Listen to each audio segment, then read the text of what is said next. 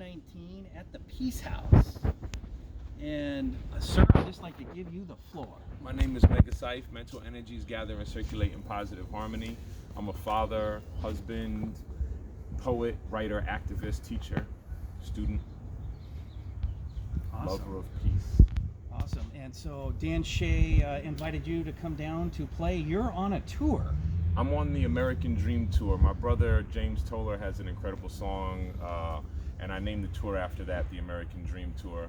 The American Dream is kind of like a lost idea in a lot of people's hearts and minds, right? People sing about the American nightmare and how the American dream is broken, and Right. and F America, right? Fuck America, all this. But Right. it's because they have freedom of speech that they can do that. So Right. the name, the American Dream Tour, comes out of that. It's kind of like, it's kind of like driving right at the heart of what's dividing us, and it's Okay. really the same thing that can bring us together. It's like Interesting. this fable of the American dream, Right. because it's never been a dream for a lot of people. So It never was. no, no. It's an interesting dynamic where people are saying make America great again out there when it was never really great for a lot of Right. I mean, maybe People. 500. You could say 500 years ago it was great, right? Before the first conquistadors came to Central America or South America, right? So you could say back then, when the indigenous peoples of America or this land ruled it or roamed freely, then you could say it was great. So if we're making it great again, you must be going back to that. We must all leave. You know what I'm saying? Take Sure. everything with us, which is impossible. So, yeah. we're beyond the point of return there. We're definitely beyond So the where do point we of go return. from here? And I'm so curious about the tour. You've been on several states. Yeah, I've been to 7 states right now. This is the 8th state, Oregon, or what is it? I think it's the 8th state. Right. And then Washington will be my last one. Washington is on Saturday, on the 4th of May. And yeah, the tour's been incredible. The tour has put me in touch with people like yourself, and of course with Dan. I already knew Dan, but I got to hang out with him more here. Right. And then the brother Michael Ellick inside, Okay. who's like, just every state, every city has confirmed for me that I'm walking the right path at the right time in my Okay. life. And you can't make these. I couldn't have planned these meetings because I didn't know these people before I was out here. But now that I came out and I know the people, next year is looking so incredible already, because everybody wants me to come back and Nice, do it. yeah. Okay, this is a great idea. Let's plan for it. Let's make this and that and this happen. So that's a beautiful thing. Now, where we can go from here, because I've also come to this realization on this road, right? Because everybody wants to change the place that America's at. Where we can go from here is turning our military bases into green zones. I like that. Opening the doors of our military bases immediately, so that the people around the base in the surrounding city can come in and meet the troops and meet the soldiers and meet the commanding officers and ask questions freely. Retool the bases into actual green zones. So instead of places where weapons are kept and used on populations, bases become places where wind farms are built, solar farms are built, geothermal research is done, and plants are built. We make our world into a safe space.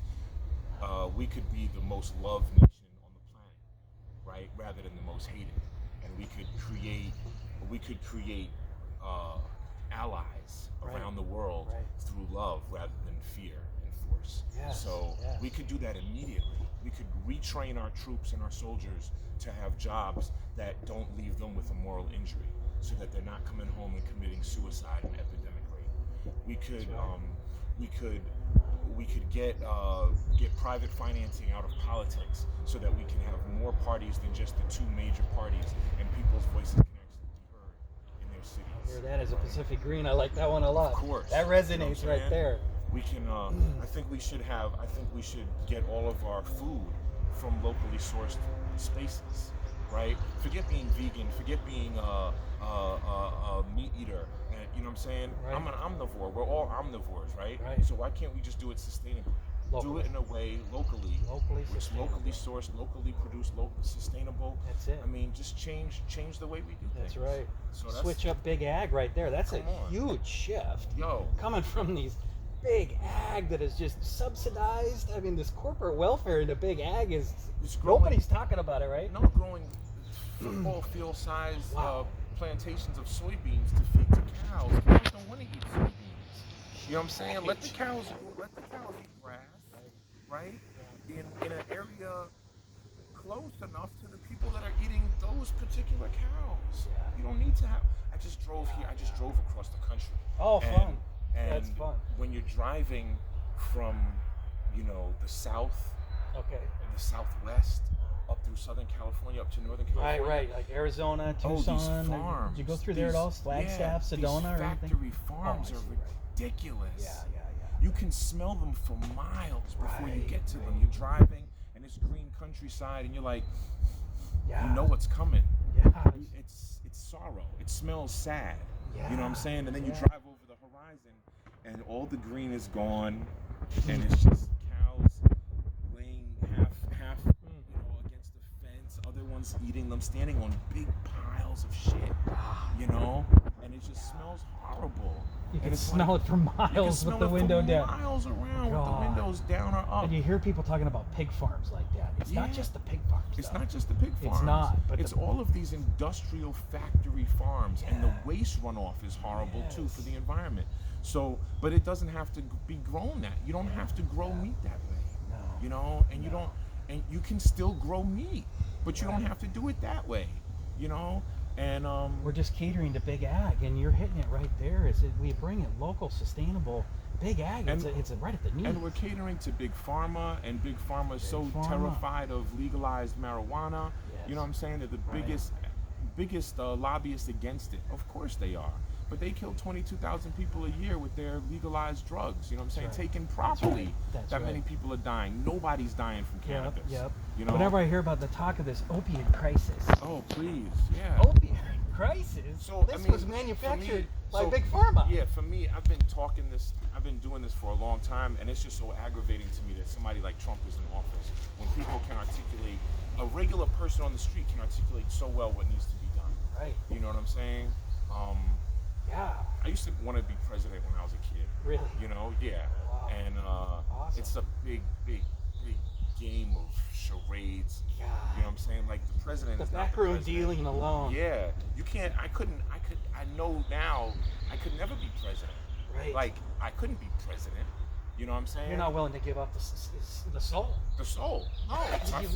You gotta family, sacrifice. my family life, my freedom, Yeah. my time, Yeah. and then also like the cabinet and those people are jokers, man.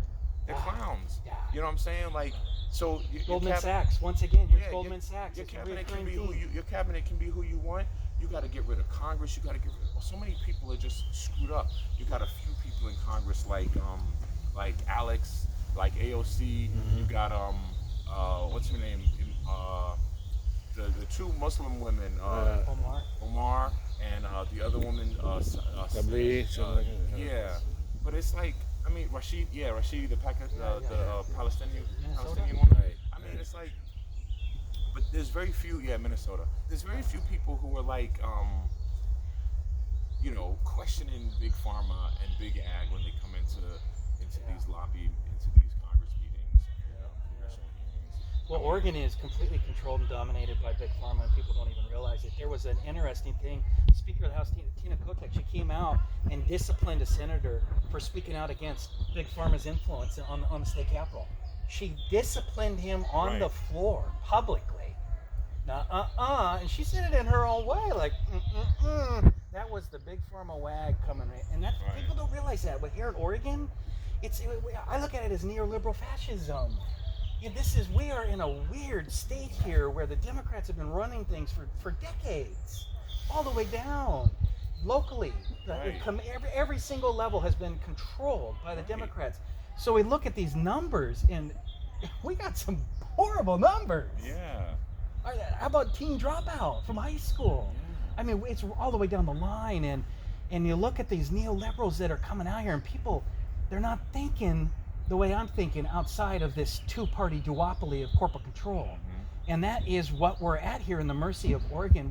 People think we're a green state, and now the numbers are coming out. We're at the bottom of the nation.